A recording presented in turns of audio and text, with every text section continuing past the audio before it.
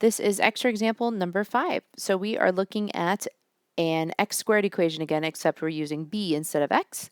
So b squared equals 16 over 169. So just like extra examples 1 through 3, we have the squared here. So to undo that, we're going to take the square root.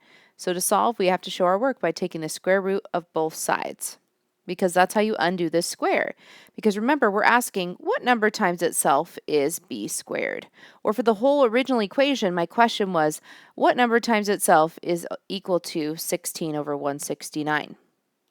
So to solve that, we're going to look at the square root of both sides, because what you do to one side, you must do to the other. So the square root of b squared, you got to remember that b squared means b times b.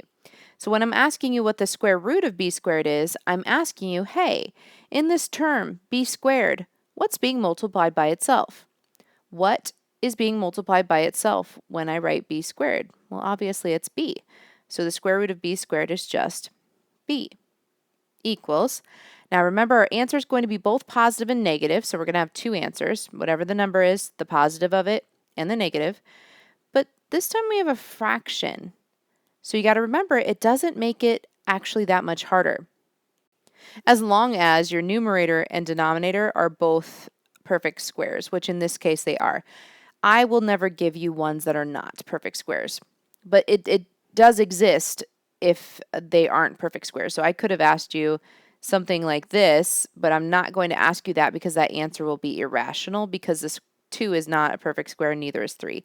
I will always give you nice answers when it comes to having a fraction in a squared equation, okay? And they're called quadratics, really, but with the variable squared.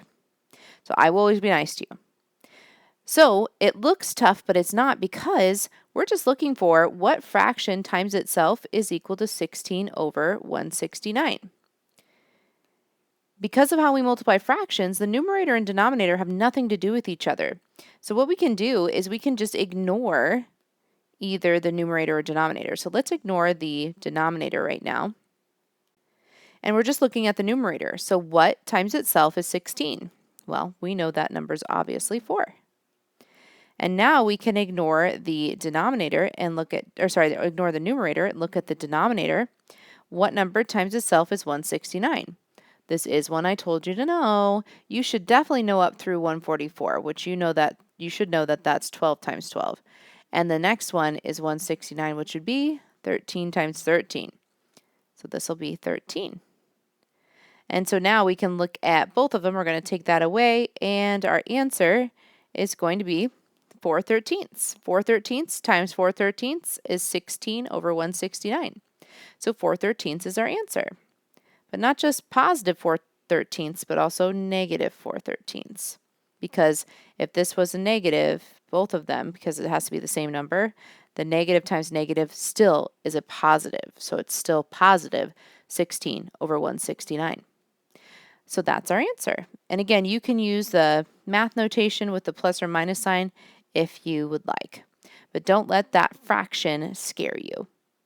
And that's it for extra example number 5.